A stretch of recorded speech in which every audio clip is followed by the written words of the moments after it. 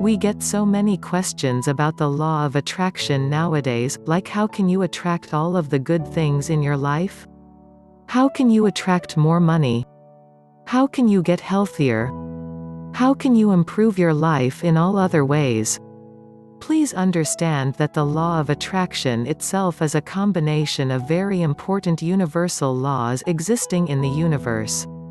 You did not create these universal laws. Nobody created them, but they exist.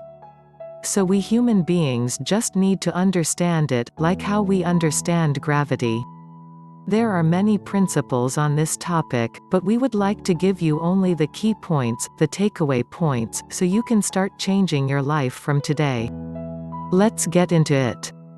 So let me just repeat this one more time, that there are all of these universal laws, but we don't have any control over them. All we really have to do is to understand them. The first law that I want to talk to you about is the law of oneness. The law of oneness says that whatever God put together, no man can separate. Now, before you became this human being, you were just two separate cells in two separate bodies.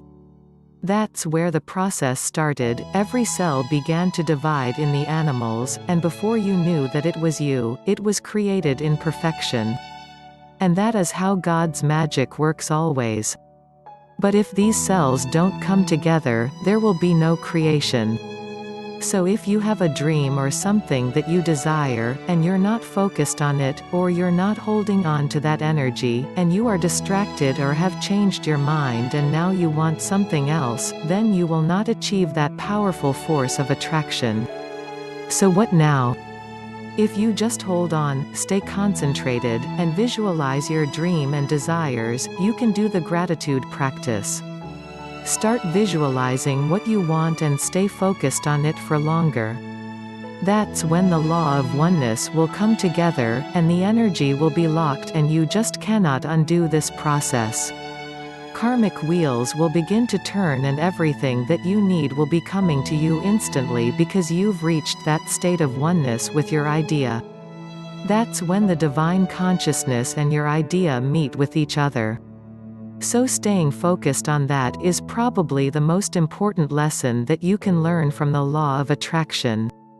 The second principle is the law of correspondence. Law of correspondence is such a powerful principle. If the outer world has become a reflection of your inner world, then instead of trying to control your external, you can simply control your internal emotions. You should always understand that your results are creating your future, so whatever is happening on your inside will be reflected on your outside. So think about it for a second. This is the law of correspondence. The next law is the law of polarity. As indicated by the law of polarity, everything is double. So things that seem by all accounts must have their alternate extremes, and they are really two indivisible pieces of something very similar. Consider hot and cold for instance, despite the fact that they're alternate extremes, they're very similar continuum and you can't have one without the potential for the other. You can think about anything you desire to show similarly. For instance, the rewards are indistinguishable from any financial requirements, love is indivisible from people, and achievement is indistinguishable from disappointment. Every accompaniment has the potential for its inverse. So once you comprehend this idea, take a snap or record about what you need to show, and also record its inverse. This is the beginning of applying the law of polarity viably. The next law is the law of mentalism. This law of mentalism tells that divine consciousness is the mental force of intelligence, and it can give you the same power of thinking. Imagine a carrot. An image of the carrot appears in your mind instantly. Right? You have created that image, and that image wasn't there before you created it just by thinking about it in your mind. Through the law of action, you can buy yourself a carrot, or if you plant it, you'll see it growing.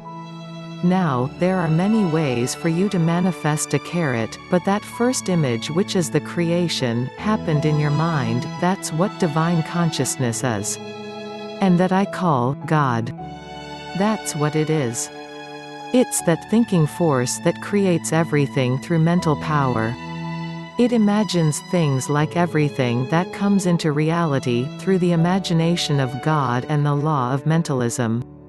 So the next law is the law of transmutation of energy. So what happens to us when this life on earth ends? We cannot just die, we cannot disappear into nothingness. According to this law of transmutation of energy, we will simply change the form. Everything just changes the form, so if you burn a piece of wood right now, the energy turns into something not physical. If you take water and you put it to freeze, it will turn into ice. If you heat it, it will evaporate. Like this, the same substance is changing its forms.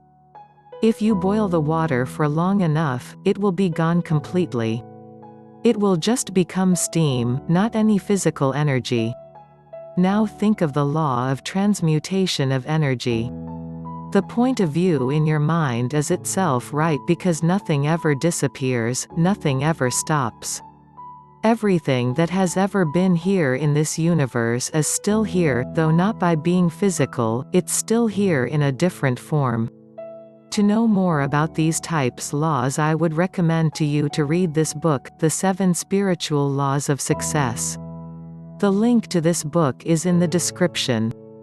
If you like this video, then hit the like button and subscribe to our YouTube channel.